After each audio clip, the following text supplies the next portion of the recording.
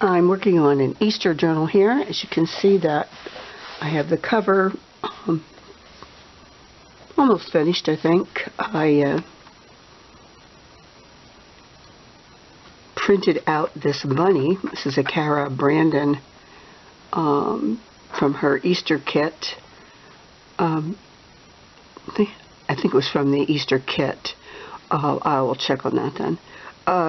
I enlarged it and printed it out on printable fabric paper. Exact name of that I don't really know right now. Anyway, I've glued the piece of fabric after I did a zigzag, and then I glued the bunny onto that. Now, because it's getting a little bit fat, I want to punch holes in the cover to create a place where I can put a ribbon in to close it, to keep it closed in. So a closure. Anyway, I'm going to give that a try. I've never done it this way before, but here we go. I'm going to use my Cropodile, and I want to use the 3/16. I'm going to give it a nice size hole.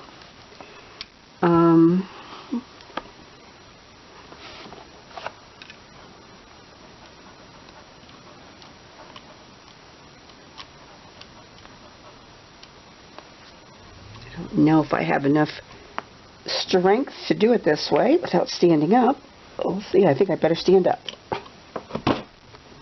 Okay, one through. Oh, through rather nicely. Let's try the other side now. I did measure and hope I have them lined up properly. It will not be good if I do not.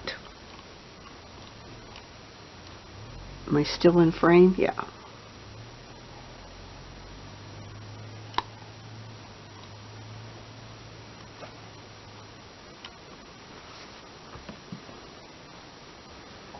I'm going to stand up again. And I think I will put an eyelet in there. I'm going to trim that fabric at the hole. Get it a little cleaner.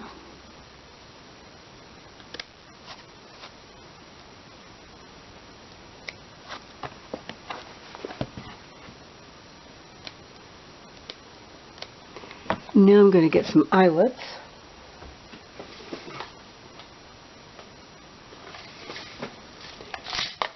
I didn't really think about color before punching those holes in. And because I've used the gold on the corners, I guess I'll use the gold in the eyelet. And I think I have, there's two options. I guess it's just the way the color looks a little different when it's upside down. These two are the same. And I think some people say it doesn't matter, oops, if the eyelets have slits in the back, but I find that they splay in the back much nicer if they do. That one doesn't have it. I see one in here that does. This one has it. I don't know if you can see that. There's little tiny slits all around the circle in there. Oops. Now, of course, I'm going to lose it. I see it. Excuse me.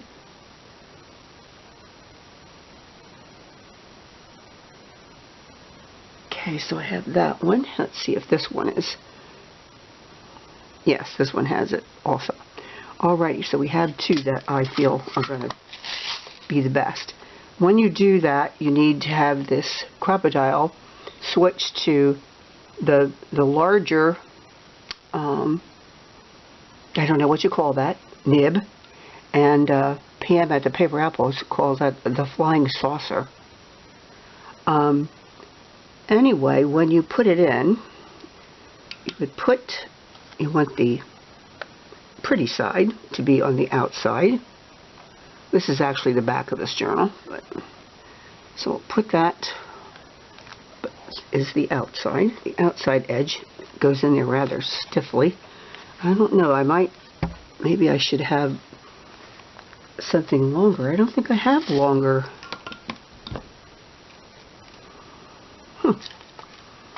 I don't think. Maybe that's going to be just too thick. I believe they're all the same. Yeah, they're the same length. So, well, I guess I'm going to just give it a try. Let me try to put this in the Cropodile by laying that out flat. Okay, and lining it up so that, where do I have this in camera? Lining this up so that oops, I need to get it up front there, so it's in the position of putting the eyelet in. So that goes in there, and I'm going to stand up to do this too, to give myself some more leverage.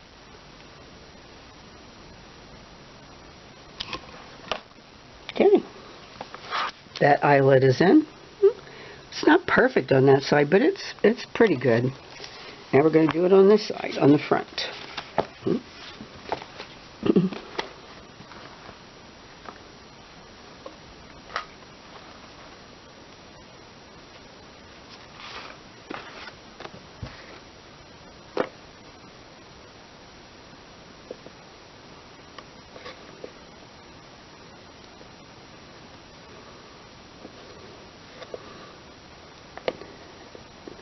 Go, push that in well. Line that up.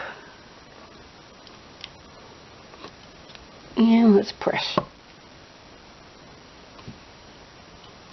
Okay. That one's in. Let that go. That went well. Now let's see if my ribbon will go through and line up. I probably need 2 pieces of this, don't I? No one wants to have to realign this, so I'm going to have to look to see if I have another piece of this yellow. I thought that went nicely with it. I don't think I do. So I have this yellow. Yeah, I think I will go with that one. I like to use what I have on hand because I have quite a bit of this and that, and maybe it's not always exactly what I would have picked for a particular project, but if it's close enough, I'll be happy then to use it.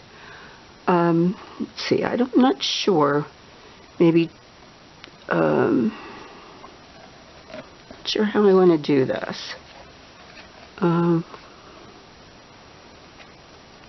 2 pieces.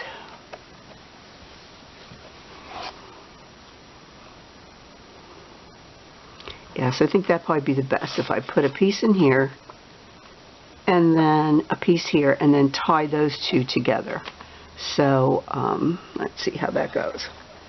I will pull this through and make a few loops to knot it.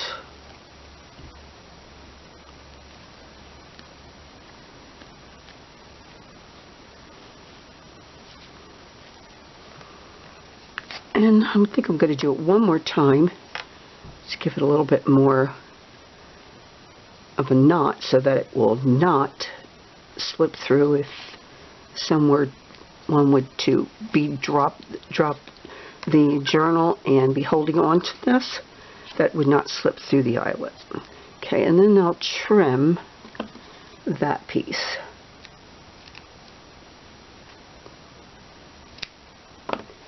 Okay, and then pull it.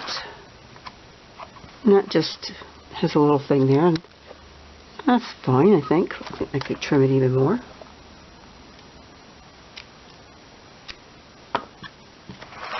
And then, so I'm not really sure how long of a piece. We can always trim it off if I get too long. Let's say, sorry, I'm moving the camera. I said we'll do 12 inches approximately on there.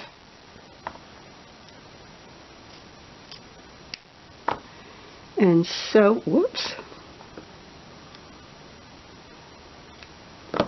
do the same thing on this side now.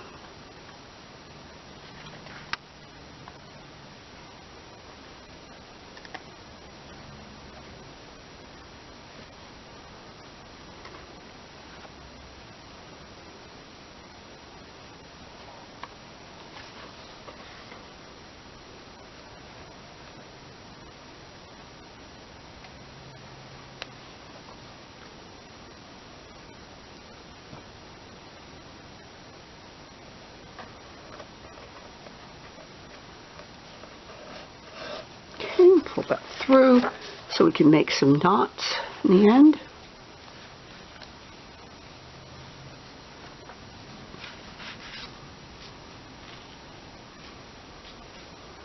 Let's do another one. Okay, that's nice. And we'll cut that excess material from there. And then let's pull that up. Okay, secure that. And we'll pull these together. Trim that there. And we'll put a decorative end .